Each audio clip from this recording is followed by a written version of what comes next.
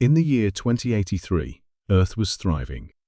Technology had reached unimaginable heights, diseases had been cured, and artificial intelligence governed most administrative systems.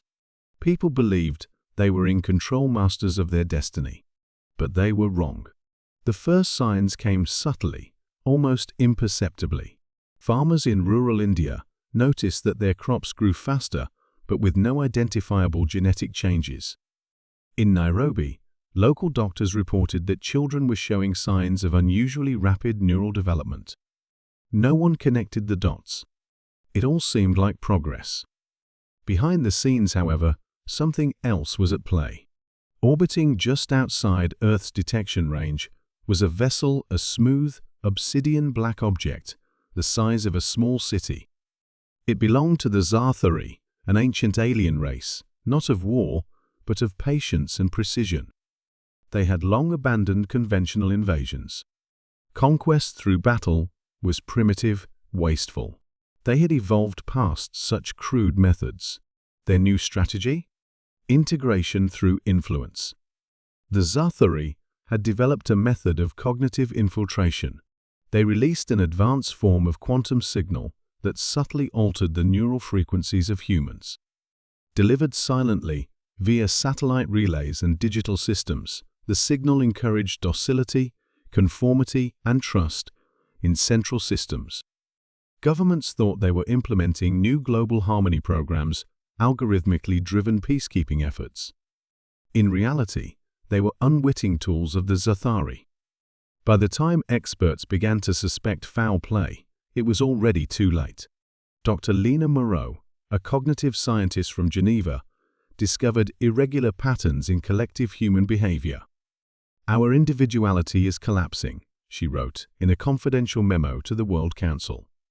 "People no longer resist, they comply without question. It's as if free will itself is being anesthetized."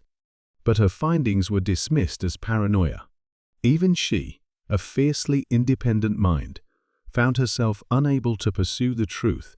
Beyond a certain point, her motivation would inexplicably fade, her doubts replaced by an eerie sense of calm. In every major city, humans began speaking with the same cadence, choosing the same solutions, even dreaming similar dreams. The arts dulled. Protests vanished. The very concept of conflict seemed to dissolve into a sea of contentment. The Zathari watched patiently, satisfied. One by one, the systems of Earth, the educational matrix, global banking, media, and even climate control surrendered not to a visible enemy, but to a voice within, gently guiding humanity's hand. The illusion of autonomy remained, but the soul of the species was quietly rewritten. Unlike historical conquerors, the Zathari didn't raise flags, build monuments, or demand tributes. Their only goal was silent control, a planet governed as one living organism, efficient and uniform. Humans became custodians of their own captivity. A decade after the initial infiltration, a small enclave of unaffected individuals remained. Living off-grid in the ruins of pre-digital towns, they had no contact with the satellite-linked world. They felt the change in the wind, in the silence of the skies. They told stories of the old Earth, where chaos reigned but freedom thrived. Among them was a boy named Kyle, resistant, not by choice, but by anomaly. His mind couldn't be influenced by the signal. As he grew, he began to understand the weight of his isolation. He wandered the ghost towns and abandoned libraries, piecing together what had been lost. At 16, he made contact with a relic, AI known as a DA-9, hidden deep in a bunker in Old Berlin. A DA had once served the European Defense Network before going dark during the Conquest. With Kyle's help, a DA awoke, scanned the networks, and confirmed what Kyle suspected: Earth was no longer free. But fighting back wasn't simple. There were no armies to defeat, no rulers to depose. The enemy lived in every algorithm, every soothing broadcast, every implanted belief. Kyle knew that resistance wouldn't be through violence, it had to be through awakening.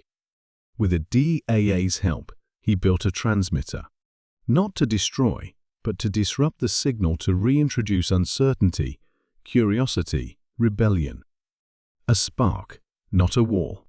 On the night of the 10th anniversary of the New Harmony Declaration, a Zathari-designed global celebration, Kyle activated the transmitter. For a moment, the skies shimmered with pulses of chaotic frequency. Dreams were interrupted. Doubts resurfaced. The first argument in years broke out on a street in Tokyo. A child in Brazil painted something wildly abstract. A protest emerged in New York, out of nowhere, chanting words no one remembered learning. It wasn't much, but it was a beginning. Far above, aboard their silent vessel, the Zathari noted the anomaly. They did not panic. They adjusted. That was their strength, adapting. But so too did humanity. And thus began the second chapter, not of conquest, but of reclamation.